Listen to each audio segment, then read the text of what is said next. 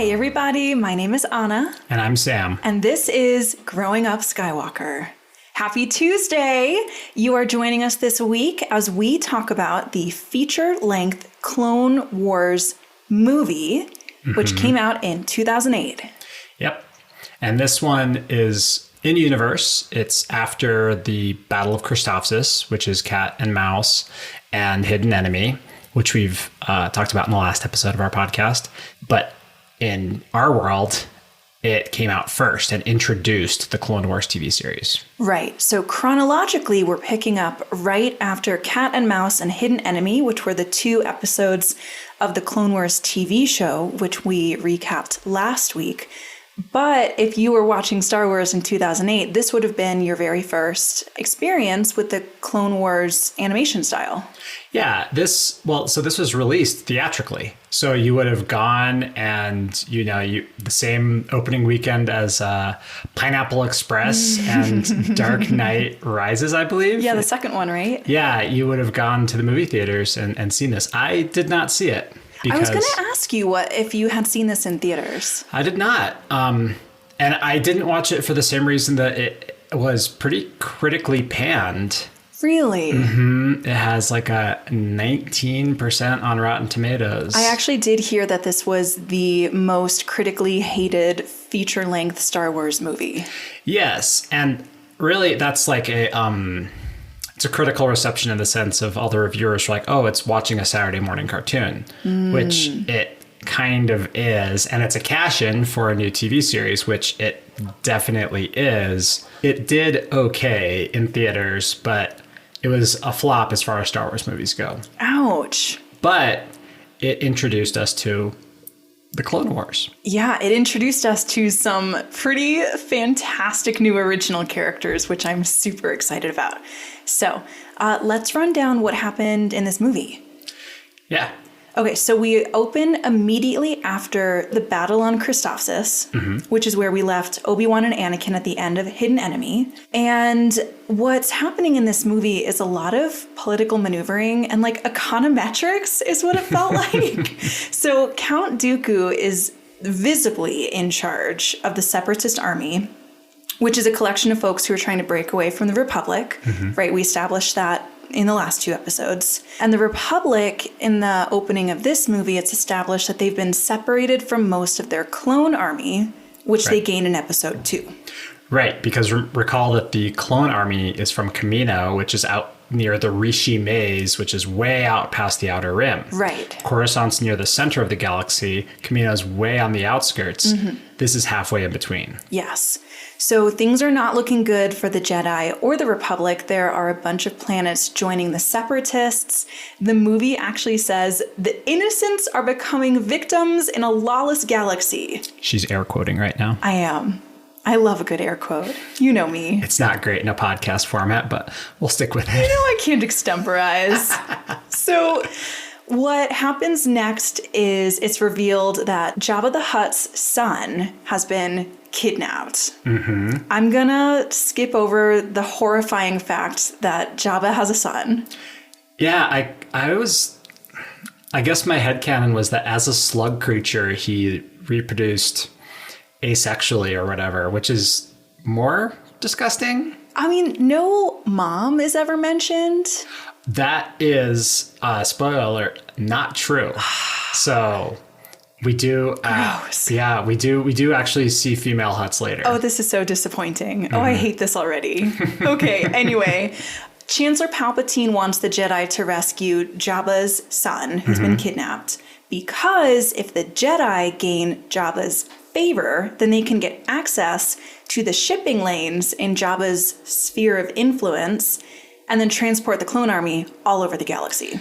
Yeah, the Hutt cartels have controlled about a third of the galaxy. Wow. Yeah, the whole Outer Rim is pretty much under their control. And we actually see this in episode 1 when they fly to Tatooine and everyone's speaking Huttese. And you say, oh, you can't take the queen there. That's Hutt space.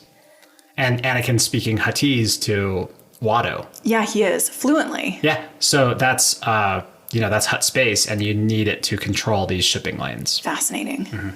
Okay, it turns out that all of this maneuvering is a plot by the dark side, by Count Dooku and Darth Sidious. Yes. To pit Jabba against the Jedi and get him to sign his loyalty over to the Separatists. Yes. Okay. That was established in about 45 seconds in the movie. And you better believe that I wrote down so many notes to try to figure out what was going on. And I feel like I really got a grasp on it. Then we actually start with the action of the movie. So we open with Anakin and Obi-Wan on Christophsis.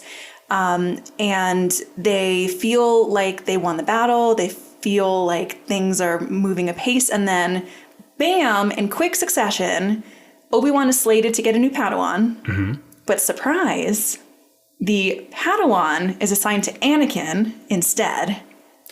So importantly, they aren't doing that well because the Separatist general, whose name is Worm Loathsome, General Loathsome. That's incredible. He is great. He is a warthog-faced blue dude who speaks with a thick Scottish accent. Seriously, the brogue. It's beautiful. So he is bringing up his attack. His army. Yeah, there's like another wave of the battle happening. And he is blocked by the heavy cannons, which if you'll recall, at the end of Hidden Enemy is the only thing that Slick didn't destroy. So that's the only thing keeping them in control of the planet of Christophsis. Yes. So there's a quick establishment of Ahsoka as a character.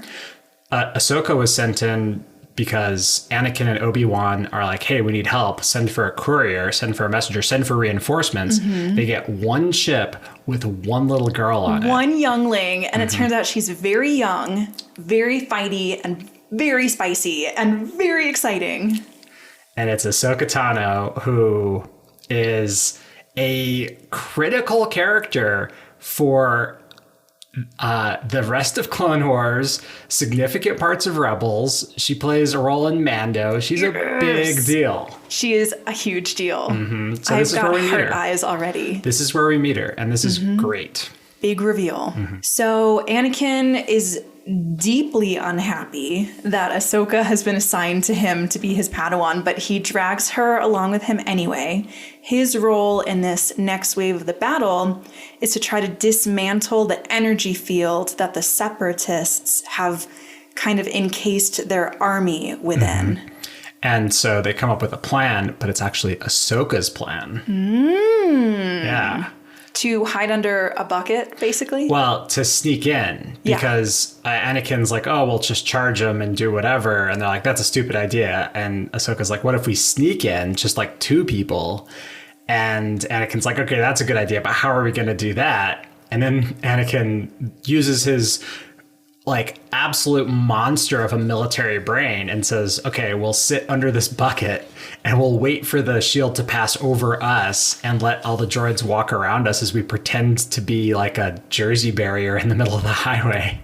What I love is that Ahsoka's like, this is a dumb plan. This is a stupid plan, but it works. It works. Through a lot of reckless kind of maneuvering and some really dicey moves, they end up taking out the energy shield. Yeah, and we see Ahsoka being way too reckless. She like runs ahead and sets off all these underground droids, and then she recovers by pulling a Buster Keaton and pulling a wall down on top of all the droids that surrounded Anakin, which is very funny. It was so great. It was like a cookie cutter, basically. So we see that she's a competent swordswoman, but she's so reckless that she makes Anakin look like the voice of reason. She actually does. So they take out the shield generator, and that moves the plot forward. Yes. We also see an amazing Obi-Wan scene of him stalling, like drinking his cup of tea. By the way, that's a war crime. What do you mean? So it's called perfidy. And it is because Obi-Wan said, I wish to surrender. Oh. And it's a false surrender. Oh. Yeah, so he sits down for tea with Worm Loathsome, and then he's talking about like, oh, well, you'll have to feed all of our men, and you'll have to do this. I know you're not used to carrying around like actual bodies instead of just droids, so it's going to be a huge issue. And that is, in fact, against the Geneva Convention and has been like against the rules of war for forever. And the general calls him out on it. And Obi-Wan is like, yeah, I was really like hoping my reinforcements would be here by now. Which is, yeah. Yeah. That's the war crime known as perfidy. It was delightful to watch. And that kind of sucked all the fun out of it for me. So thanks for that. You're welcome. So Yoda shows up after they win. Yeah. Yeah, they win. They resolve the situation. Yoda shows up and assigns Anakin and Ahsoka to finally go and rescue Jabba's son. And this is a pretty dicey assignment because it turns out that Jabba hired a bunch of bounty hunters to do the same thing, and only their heads were returned to his palace, separated from the rest of their bodies. Just part of the long string of Star Wars bounty hunters having a hard time keeping their heads on their shoulders. I mean, Jesus. Starts with Django, keeps going through here. It's not... You know, you'd think that those helmets would do better. What they really need is like big neck guards. They really need some neck gaiters. So Anakin and Ahsoka track Jabba's son to the planet of Teth, which is rendered in this beautiful pink color.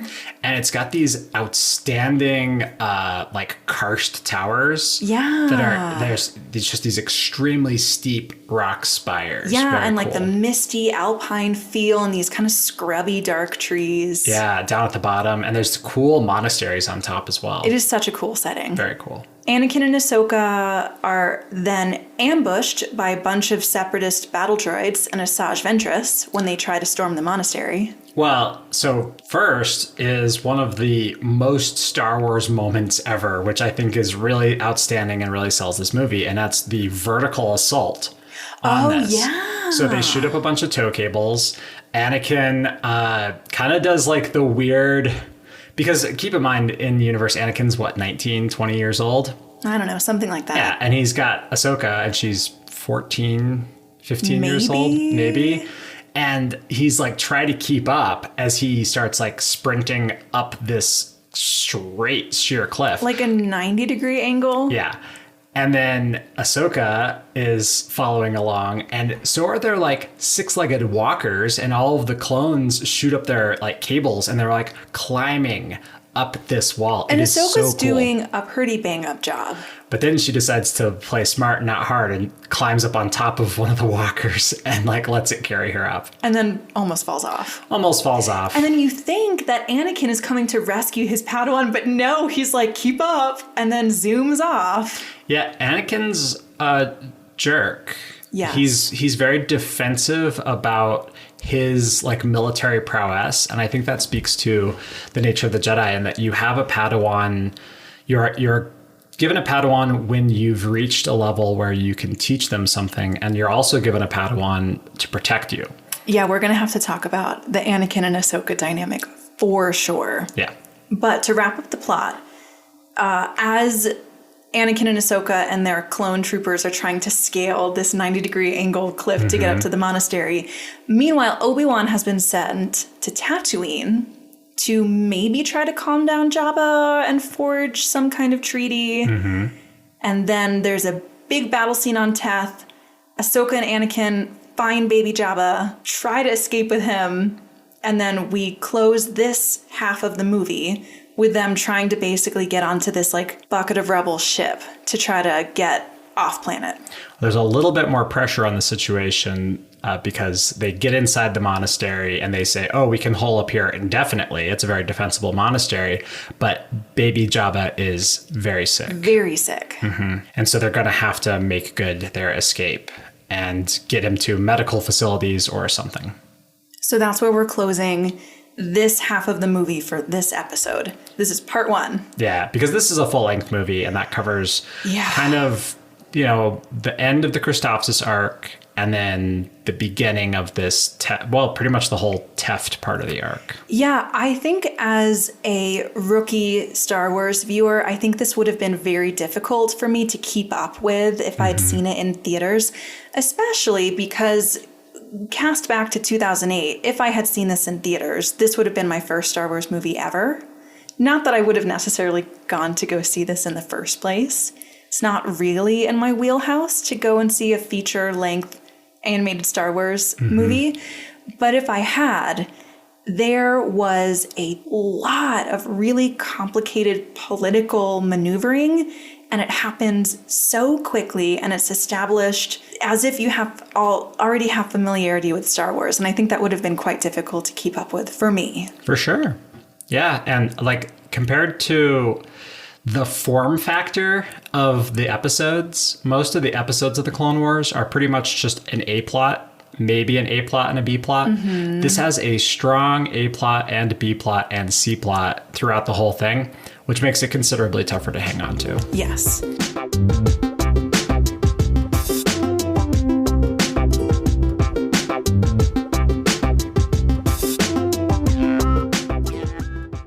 It does have some great swordplay and some very cool Jedi moments and like Republic Army moments that I'm really excited for. Yeah, tell me what stood out to you in this movie.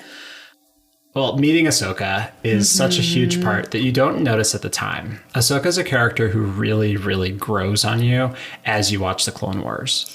That's true. I had a really strong emotional reaction to her reveal because I didn't actually know that was happening in this movie. I didn't know when she was going to pop up in the Clone Wars, and I didn't really know that it was right here.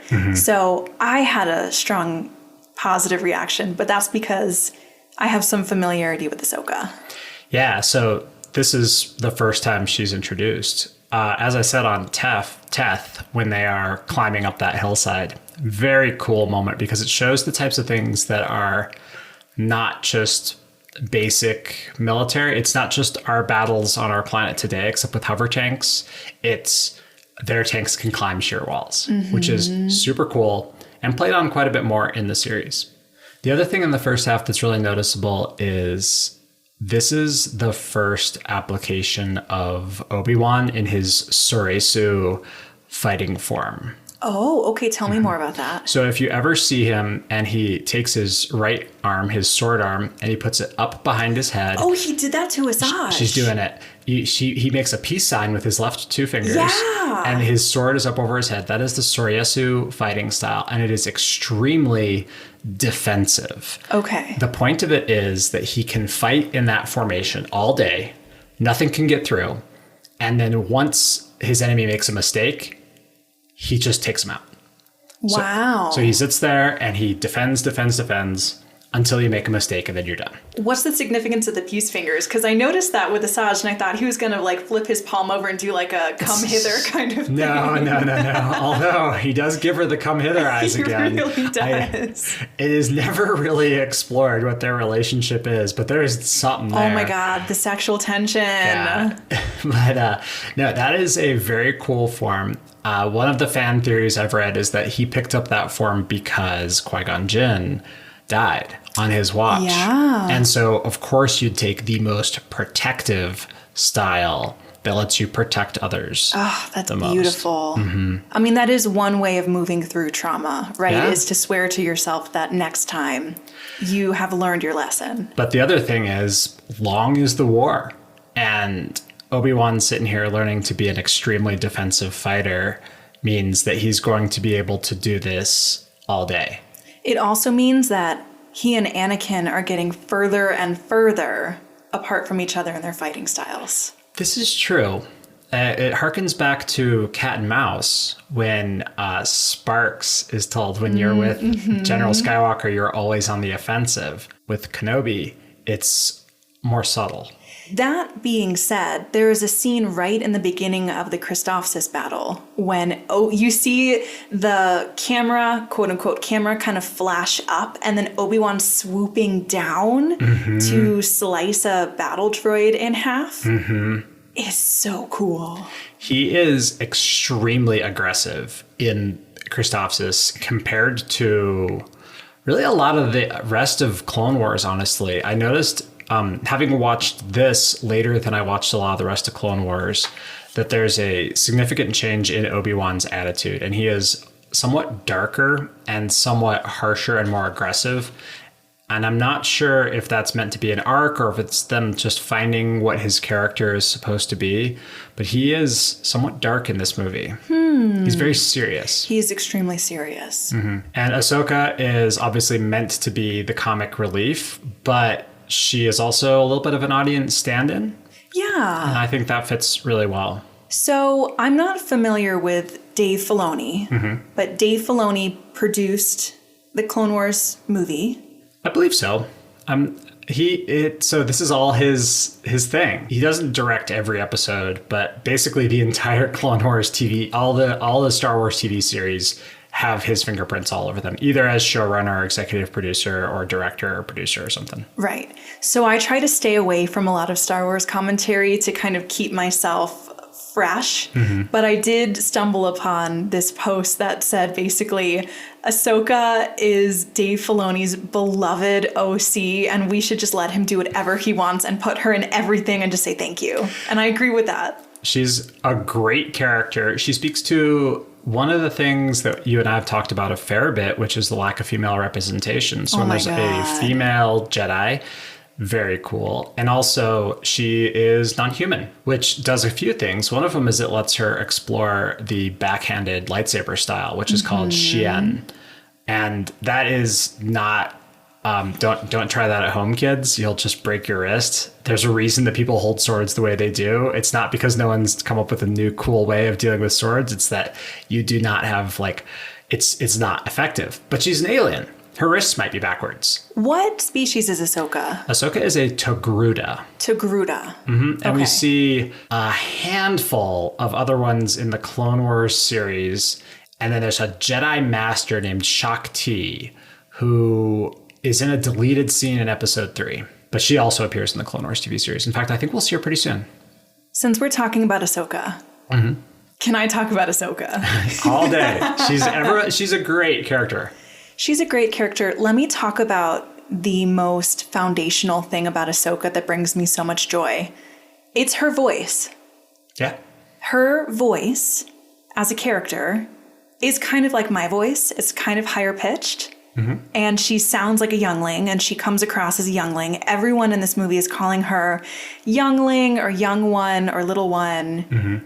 That basically catapulted me out of the stratosphere with joy, because I've been a young professional. Like, I worked in finance. I've had phone jobs.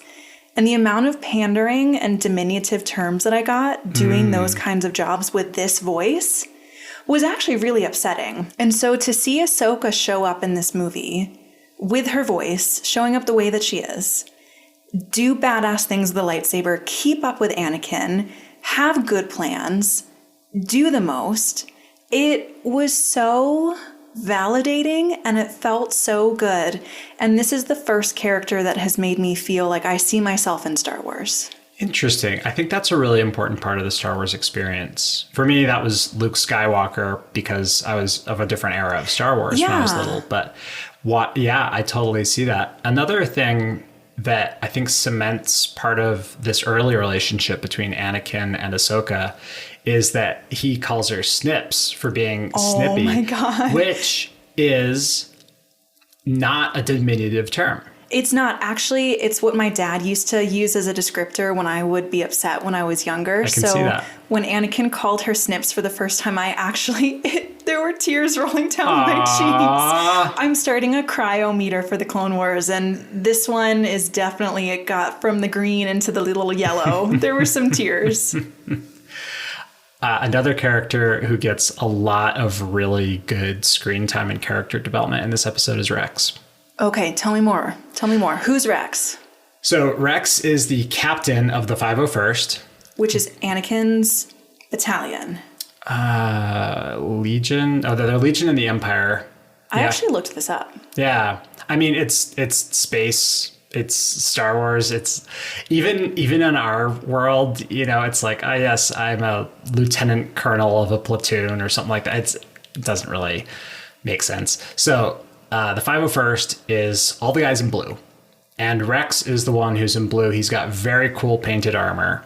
He has been the captain of the 501st forever, and he is Anakin's number one guy, go-to clone, and he makes it happen. And in the battle on Teth, he really, really makes it happen. You can identify him because he's got 2 pistols as opposed to like a regular gun. And he's got a cool like half skirt and like a pauldron on one shoulder. Did we see him in Cat and Mouse and Hidden Enemy? In Hidden Enemy, he's him and Cody are the 2, and Cody's Obi-Wan's number 1 in yellow. They're the 2 who are like resolving the spy plot line.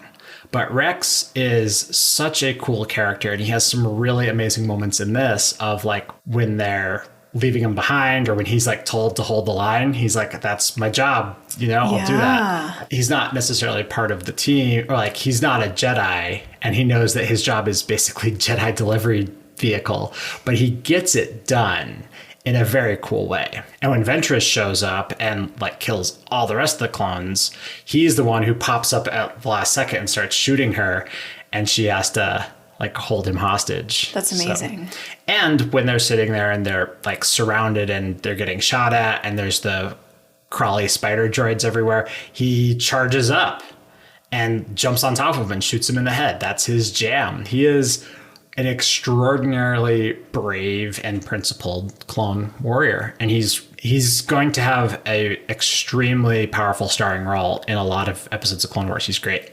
Once again, played by Tamira Morrison and voiced by D. Bradley Baker. Oh, okay. So this brings me to something that I wanted to talk to you about. Yeah. Okay, so Tamira Morrison voices all of the clones. No. Oh. He faces all of the clones. Oh. He is the face and body of, he's the face of all the clones in the movies. He's also he plays, he redubbed the voice for Boba Fett in the special editions of the original trilogy that were released after the prequels. And he played Boba Fett in Mandalorian.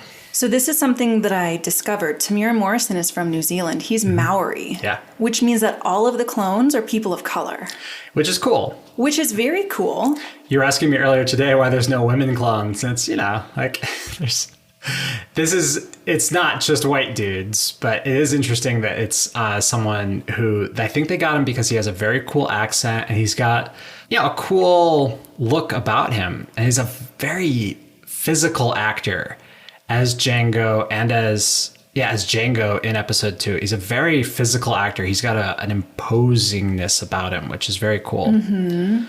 But what I didn't pick up on in our earlier experiences with the clones is that we have a lot of white-centric male protagonists of the Jedi. Obi-Wan and Anakin and Palpatine. He's not a protagonist, but he's a main character. He's not a Jedi either. He's not a Jedi either. He's Jedi adjacent. He's a Force user. Okay. And we have this army of clones who, by human standards, by current day Earth standards, would be minoritized peoples. And they are the genetically engineered warrior servants of the Jedi. Yeah. Yeah. Yikes. Yeah. What's it? There's a few interesting things there. There's the Maori as a people had a famously significant series of wars in the 17 and 1800s called the Rifle Wars. There's a strong element of warrior culture, and this might be a little bit of a calling upon that in a way of saying like an homage to having a strong warrior culture with also that individualism. Yeah. Interesting. Anyway, I just wanted to bring that up. Yeah, it's very cool.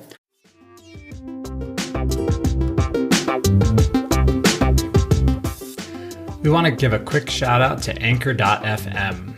Anchor.fm is a product of Spotify, and they provide podcast hosting and delivery to all the apps, everything. And for new podcasters like us, it is an absolute lifesaver. This is really nice because I'm a Spotify person and Sam is not. So we get to listen to our podcast on the platforms that we prefer. And so do you. And they provide podcasts on platforms we didn't even know about. Which is so exciting. Yes. So download the free Anchor app or go to anchor.fm to get started. Thanks, Anchor. Thanks, Anchor.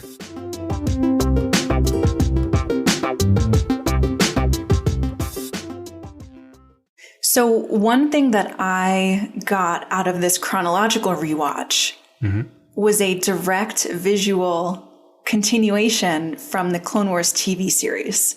But I recognize that if you'd been seeing this in theaters in 2008, this would have been an entirely new Star Wars aesthetic for you. Very much so. And it was, I mean, this is the line, right? We've talked about this in our previous Clone Wars episode of it's a pretty, workaday fan who watches all the movies. It takes a lot more to watch the animated series. In fact, even now, I think there's probably more people who've watched all the movies and watched Mandalorian than have watched Clone Wars or Rebels or Resistance because it's animated. And like talking with my family, even my mom and dad, they're like, oh, isn't that a kid's show? My parents said the same thing. The answer is no.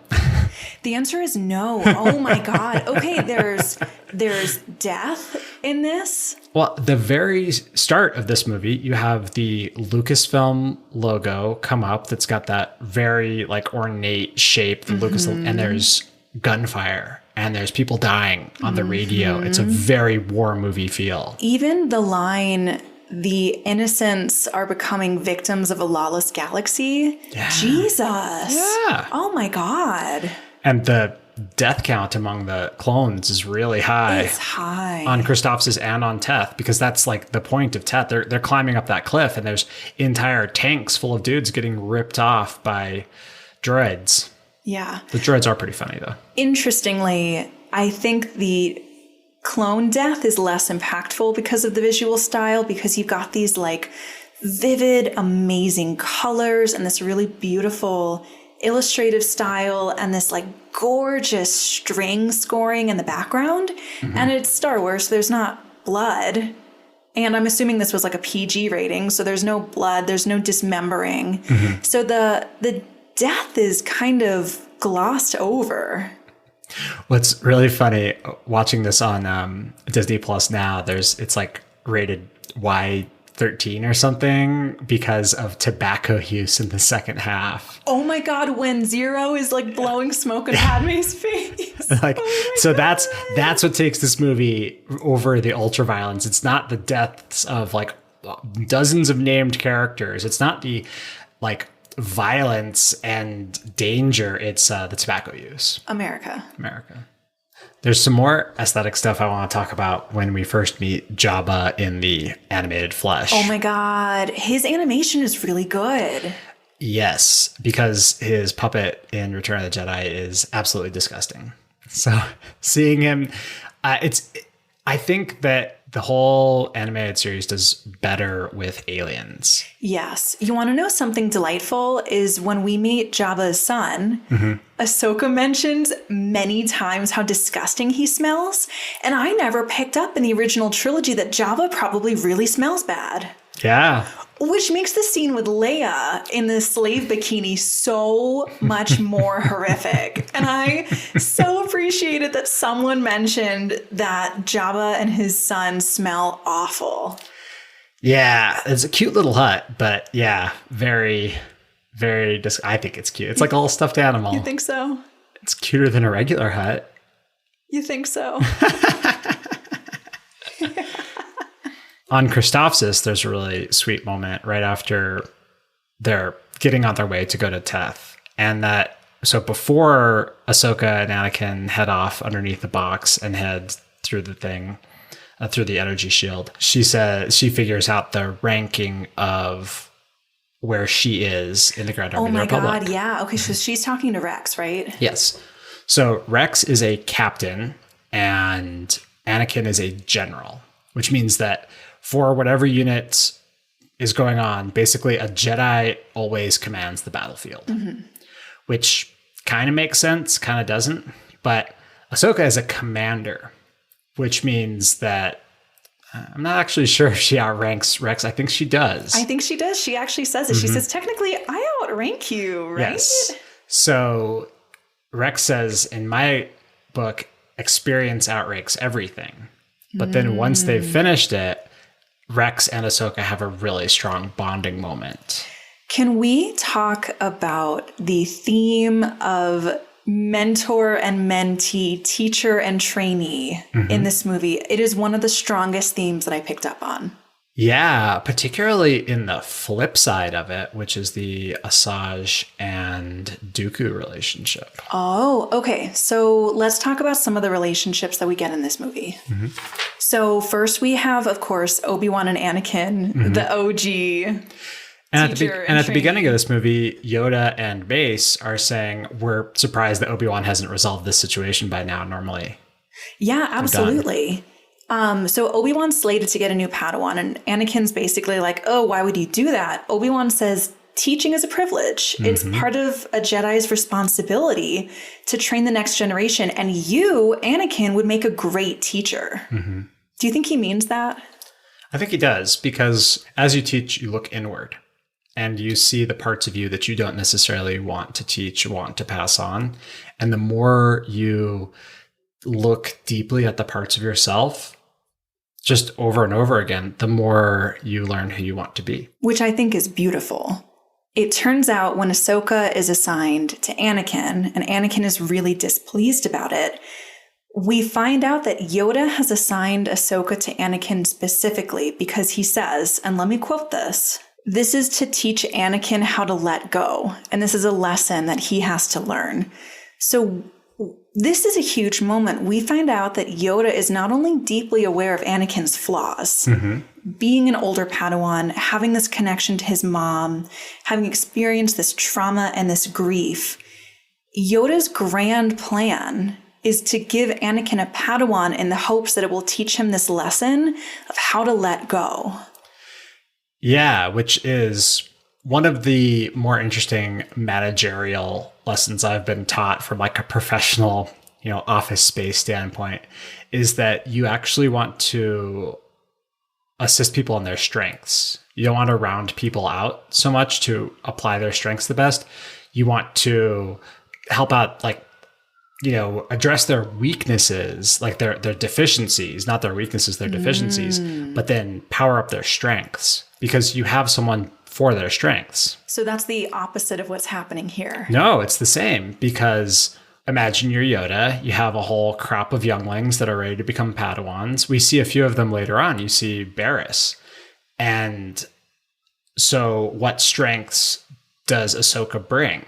Oh, so you're saying, okay, I see what you're saying, that Yoda intentionally matched Ahsoka to Anakin because their strengths are the same. Yes. But what I'm saying is that Yoda's grand plan is to teach Anakin a lesson that he's deficient in. Exactly. Which is letting go. Which is going to be Anakin's Critical. largest weakness. Yes. Which is interesting. Yes. Which is very interesting. And you can't tell me that Yoda didn't know what was going on there. This was intentional.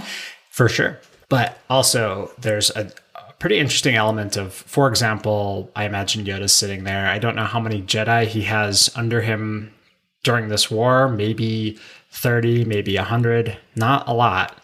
And he's got one who's a problem child, who's Anakin, and he sends Anakin at problems, and those problems will either explode or resolve, but that's going to cease to be a problem. If he points Anakin at it, it is no longer a problem. Yes. He has to deal with the consequences. He has to clean up after him, but he's the loose cannon cop you send after things. And so what do you do with your loose cannon Padawan? Do you send them to work for Obi-Wan, who they're going to chafe under? Or do you send two loose cannons together because they're Jedis and they're superheroes and they're going to bounce off of each other and they're going to actually learn from each other and they're going to protect each other? I mean, what do you do? And I think that's what he did. He sent two loose cannons together. Well, that's the question, isn't it? Because as soon as you see Anakin and Ahsoka fighting through the Separatist army together on Christophsis, it's evident that they're like a perfect match. But are they too perfect? I think they're like all fire and no water. There's no one ever to balance them out. It's a tough thing to deal with. And I think one of the very next scenes really calls to me. In fact, I got a little shook by this scene. They're flying to Teft. They're in a LAT, which is one of the gunships with the wings. They're flying along and the flak is really heavy, and so they close the slats. And it's dark in there except for the red drop light. and it becomes like the last scene of a bunch of like troopers dropping into combat or something. And the tone really changes. And Anakin's sitting there, and he's done this 100 times before. And Ahsoka is like, oh, this is the big time. This is the real life. Do you remember when I told you that I feel really safe when Obi-Wan is on screen and I feel really unsafe when Anakin is on screen? I don't think that I feel comfortable with Ahsoka being used as this Padawan pawn to teach Anakin a lesson, and her being this youngling being matched with the most reckless Jedi of the entire order. I don't know that I feel okay about that. So an interesting part of that is in that first scene on Christophsis, she's more reckless than Anakin. Right, exactly. But there's no one to temper her worst impulses because they're the same as Anakin's. There is, because it's mutually helpful for both of them. When she runs off and has to like deal with the consequences of her actions with Anakin yelling at her, and then she like knows Anakin's reputation, she's like, oh, if I'm being yelled at for being reckless by a guy who's famous for being reckless, I'm really reckless and I should learn from that. Okay, that's a good point. I'll concede that. Okay. And I will say, when Anakin tells her after they resolve the battle on Christophsis, you're reckless, little one, and you never would have made it as Obi-Wan's Padawan, but you might make it as mine. Yeah. Oh, I cried. Yeah. Oh, it was so good. I think that's a really important moment for Anakin. Tell me more. Because now he has a Padawan and he recognizes his difference from Obi-Wan. He knows now it's become that him and Obi-Wan, instead of having like a subordinate relationship, they're like the two buddies that you send to go resolve situations. It has become Anakin is his own agent and he has his own agency. And that separates him from Obi-Wan, even though they continue working very closely together for the rest of the war. I think because Obi-Wan offers that water. And Obi-Wan, as he continues to be that Soryasu defender, be the person who is the voice of reason, but is also the person who knows the exact moment to strike, which is the concept of Soryasu, but also refers to his perfidy against General Loathsome. He's waiting for the exact moment, whereas Anakin is now, and Ahsoka is now. If you mix that correctly, you're actually counterbalancing Obi-Wan.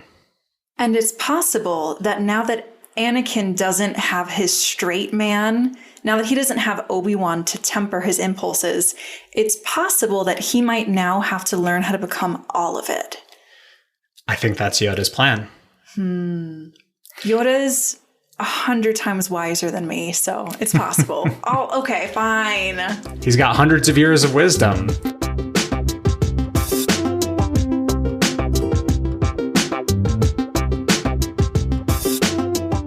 There's also the relationship between Asajj and Dooku. Okay, yeah, let's explore that. So Asajj has a very cool vibe in this whole movie. She shows up, she's got her whole aesthetic, she's doing her fighting, and there's the relationship she has with Obi-Wan. However, Asajj is always subordinate and always failing Dooku. There's a lot of fear in their relationship. One of the battle droids says to Asajj after Anakin and Ahsoka make it off of Teth, the battle droid says, so did you want me to call Count Dooku and tell him that the Jedi escaped? And it's evident that this is a fear. And she pushes him off a cliff. She pushes him off a cliff. And you don't do that in a healthy mentor-mentee relationship because you don't want to fail, but you're also not fearful of the consequences. Right. I don't know how that would work because so the relationship as it stands is after Darth Bane, which was a long time before the movies, eventually you get to Darth Sidious, Emperor Palpatine. Okay. Now, Sidious took on Dooku, Darth Tyrannus, as an apprentice, and Darth Bane instituted the rule of two. Okay. Which is that there is only ever a master and an apprentice of Sith. So Asajj is operating with the knowledge that if all goes well, Dooku will succeed over Palpatine, and then Asajj will be the second in command. Yes. However, because they're the Sith, everything is based on lies. And what you normally do is you learn every single, as a Sith acolyte, as the junior Sith member, you learn every single thing you can from your Sith master, and then you kill them. Wow. And because it's based off of pure strength.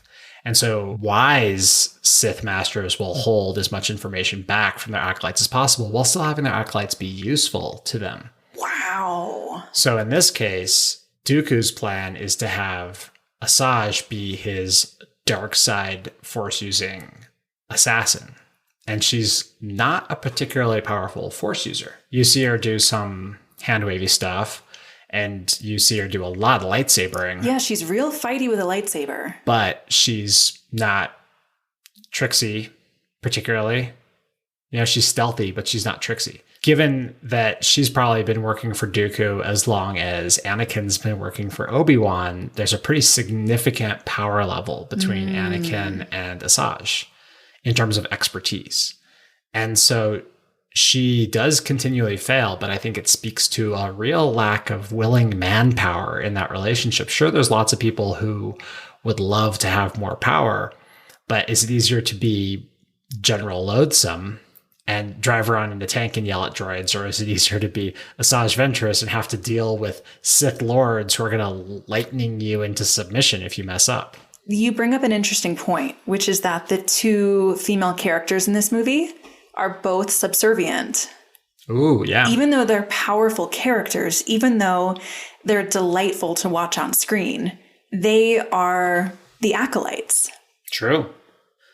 So at the very end of this episode, because we're bridging into the second half of this movie, I guess, not episode, the situation as it stands is that Anakin and Ahsoka have rescued Baby Hutt the Junior. The Huttlet. The Huttlet. He's a Huttlet cutlet. And oh my God. He's Stinky, as they call him, because they don't have a good name for him. Ahsoka calls him Stinky. Yeah, and what is... Jabba calls him like Punky or something. Oh, like yeah, something just like completely disgusting. Over the top adorable. But so they have left Rex and the gang in the courtyard.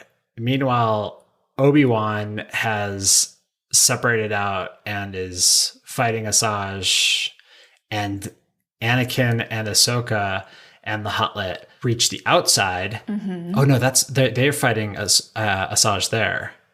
They are fighting Asajj, and then they jump off the cliff. Right, onto these dragonflies and fly off to a little crazy spot that the Huttlet had pointed out where there's a parked ship. I will say no Star Wars movie is complete without R2 screaming. And not only does R2 scream in this movie, which... How did R2 get there? Oh, that's a great question. With rocket boots. Oh man, those things come in handy. They really do, because he has to dive off the cliff after Anakin and Ahsoka, and his little rocket boots saved the day. Exciting. He is screaming. I have a lot of notes in here of him just being like obviously afraid and terrified. It feels like R2 is really leveling up throughout the Clone Wars as well. R2 is flawless. So they get on this ship, which minor spoilers, is going to be Anakin's ship for like the rest of the Clone Wars, which is very cool. So funny because it's a bucket of bolts. Yeah, but that's how Anakin likes it. He made the fastest pod racer on Tatooine out of things that he stole from his master's junkyard, It's like Obadiah Stane in Iron Man. He made this with a box of scraps in a cave. In Afghanistan. Yeah. So, they get there and they find that the droid, which had been like, yes, welcome to the monastery, was in fact working for the Separatists. And they decapitate him. They do. Yeah. Very neatly. Yeah. I guess that's probably not lethal for a droid, but it is rude. Pretty rude. Yeah. I don't know. Bit of a damper on your day. Yeah. Depends on how much of you is left and if you can like pull yourself back together. So that leaves us with what's going on next, which is the resolution of this Hutt situation. Yeah, I'm kind of excited to get to part 2 because we get some really serious Anakin character development in the next half of this movie. We also get some very cool lightsaber fights. There's a fair bit of lightsaber on droid violence in the first half of this. And also Anakin versus Asajj and Obi-Wan versus Asajj sort of in the first half, which is a pretty cool fight back and forth. But yeah, there's a lot of jump cuts and a lot going on in this movie. In fact, it was jarring because, as we spoke about earlier, I'm a big fan of, like, I comfort watch the Clone Wars. Mm-hmm. It is my Netflix and do something else, Netflix and dishes type of thing, because I just love hearing their voices and the calm in the background. And it is difficult with this one because there's so much going on. I would not put on this movie as a comfort rewatch. Mm-hmm. It was even difficult to summarize the plot for this podcast episode. Mm-hmm. It's difficult to keep track of the different threads of the plot going on, which is in direct correlation to episode 2, Attack of the Clones, which is so beautifully plotted. Mm-hmm. This was fun, and I couldn't blink or take a sip of water or do anything else but watch the movie, or else I would have been lost. Yeah, it was difficult. That said, it fulfills an important part in the early Clone Wars arc. It introduces important major characters and sets the stage. The whole Hutt arc. If you skip this as part of your watch through of Clone Wars, the Hutt arc is going to kind of come out of nowhere. So when you watch this, it really sets the stage for it and makes it quite a bit more meaningful. Yeah, I think setting the stage is the perfect way to describe at least the first half of this movie. You're setting the stage of Anakin and Ahsoka's relationship, which is really spicy. Mm-hmm. You're getting some fleshed out secondary characters who will become really important. Rex, Ahsoka, the Hutts, Asajj Ventress. And seeing Obi-Wan in his Soryasu, which is, that is like...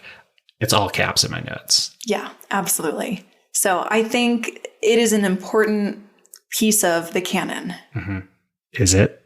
Is it that time? It's that time! It's time for Baywatch.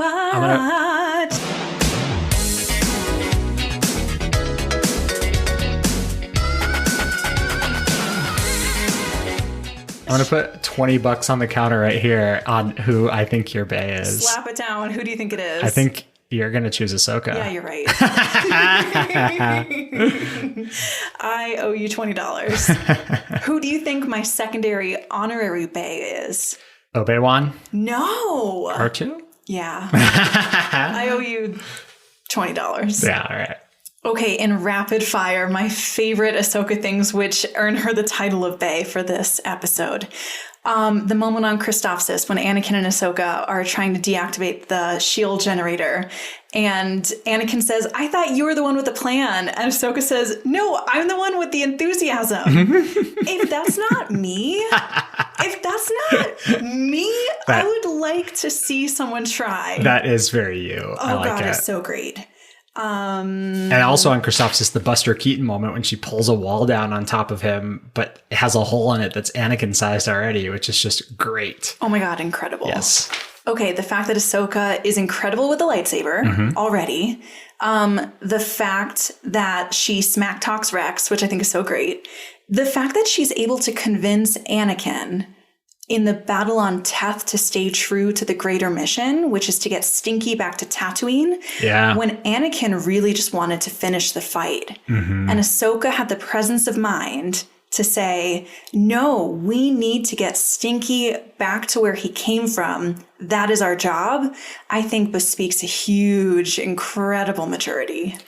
Especially because that's a very tough thing as a subordinate to say. It is. Like, this is our actual job, but I understand that you want me to do this. So not only does Ahsoka do her darndest to keep up with Anakin, who's not easy to keep up with, but she does it. She is funny, she's capable, she's young, and she has a deep grasp on the big picture. Yeah. Which is impressive.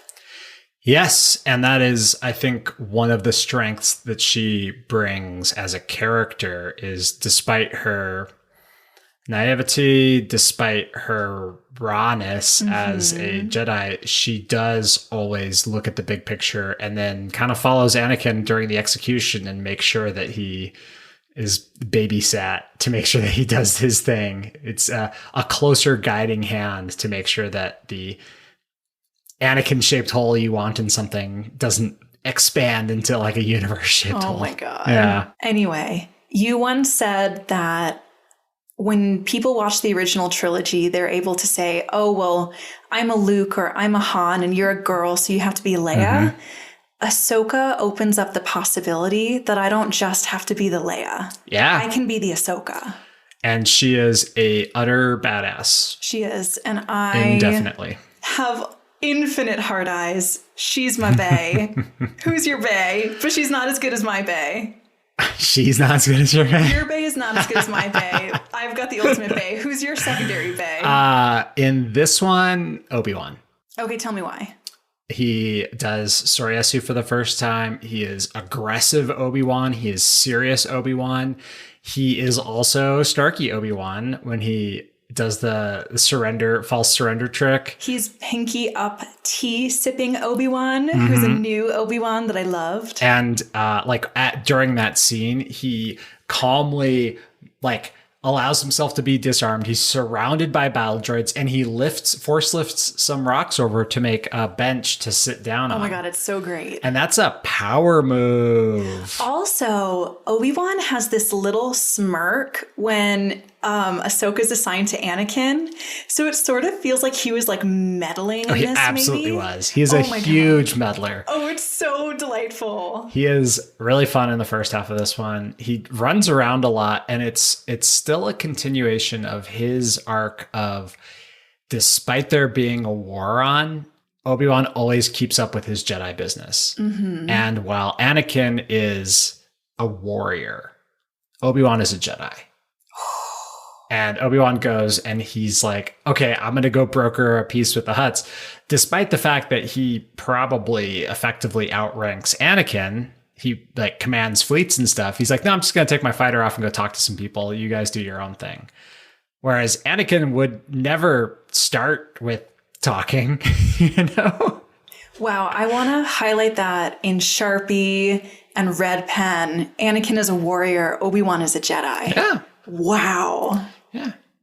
So that's cool. It is something which, as the war drags on for these characters, is dragged into sharper relief, but it's also, I think, more trying on Obi-Wan. And as we see Obi-Wan considerably later during episode 4, he remembers the war with a fondness. And I think it's because he got to live his best self as being a Jedi.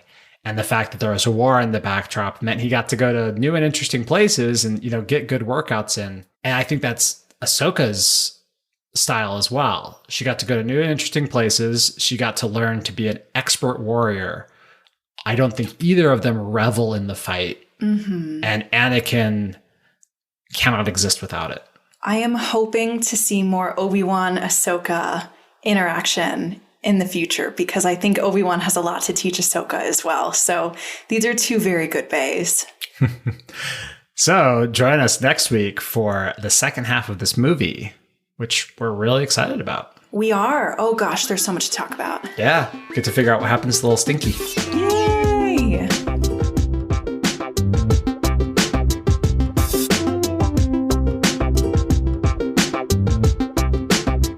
As always, you can find us on social media at Growing Up Skywalker and growingupskywalker@gmail.com for your holocrons, and at Growing Up Skywalker for our Instagrams and etc.